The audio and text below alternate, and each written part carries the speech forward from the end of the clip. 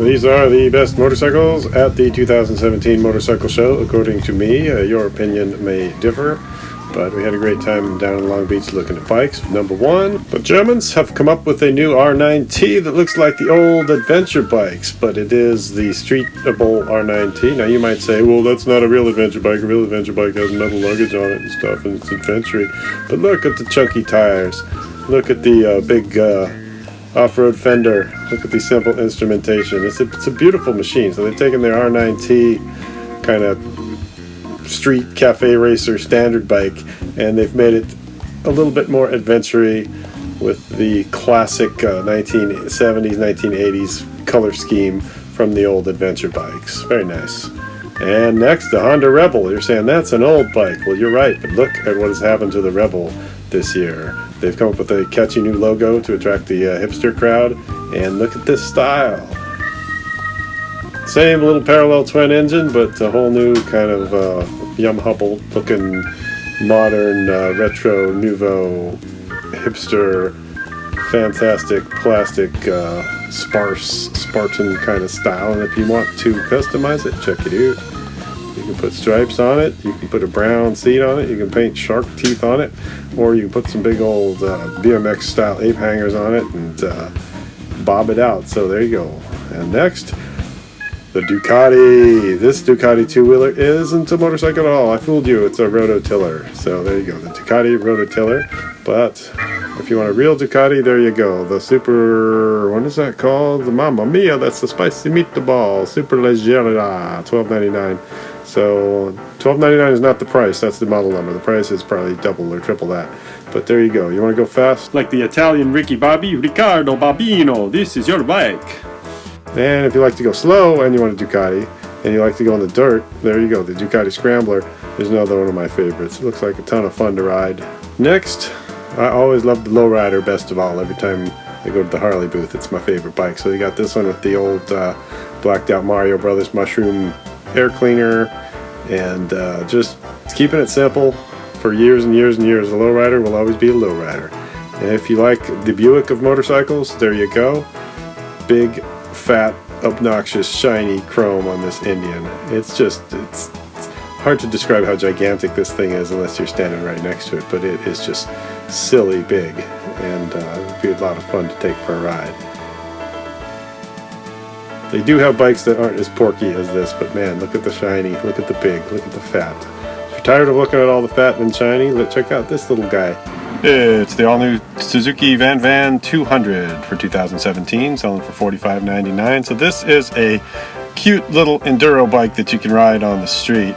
And it is little in the middle and packs much back with this fat back tire, and looks like just a lot of fun to ride on and off the road and around town. Probably not on the freeway though. If you want beef, best bring the Ruckus. The Honda Ruckus hasn't changed in decades, but it's still one of my favorite bikes for 2017, even though it hasn't changed a bit. It doesn't need to change. If you need to go more than 45 miles an hour, this is not your bike, but if you like 80 miles a gallon, this is your bike.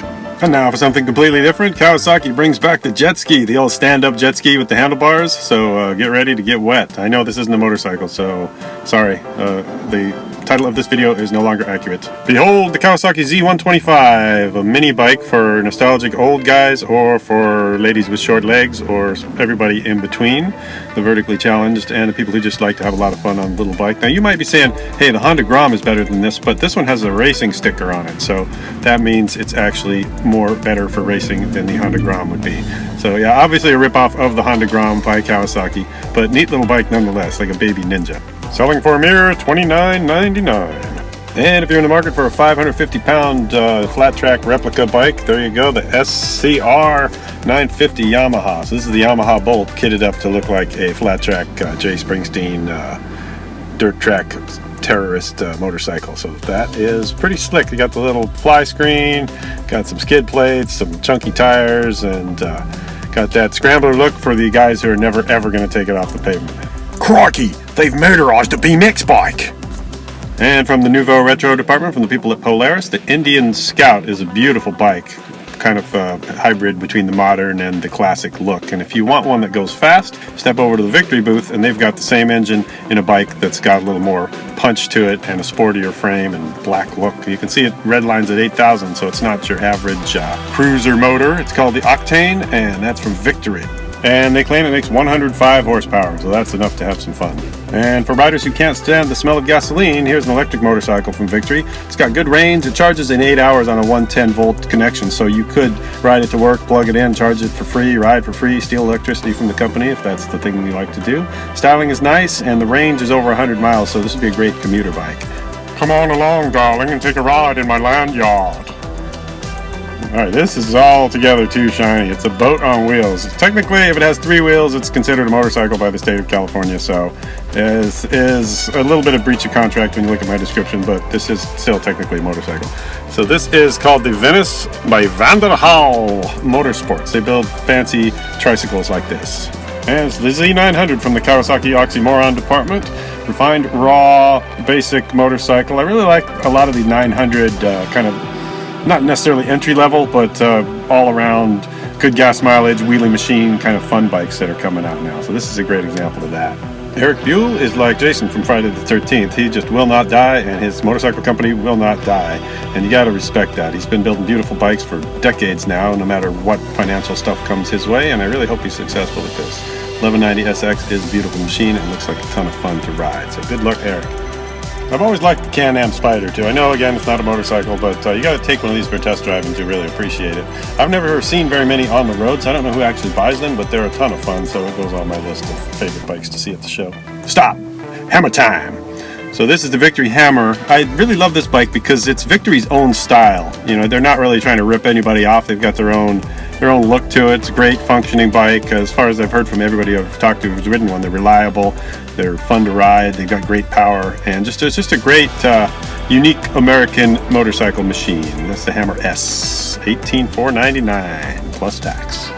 And coming in at $56.99, the Suzuki Savage, now called the Boulevard S40, is one of my favorite bikes of all time. And every year, it's on my favorite bikes list. So here it is again. Why is it good? It's light, it's reliable, it's kind of like riding a bicycle on the street, great for beginners and great for intermediates and people who just want an easy bike to ride. And just like the last bike, it doesn't have to be a new model to be the best bike of 2017. If you're on a budget and you want to go adventure, enduro riding around the world, the KLR 650 from Kawasaki is pretty badass. It's probably 100 pounds lighter than the BMW or the Yamaha, and it'll get you anywhere you need to go in style with your luggage without breaking down. So shout out to Kawasaki KLR. Thanks for watching, and I will see you at the motorcycle show next year.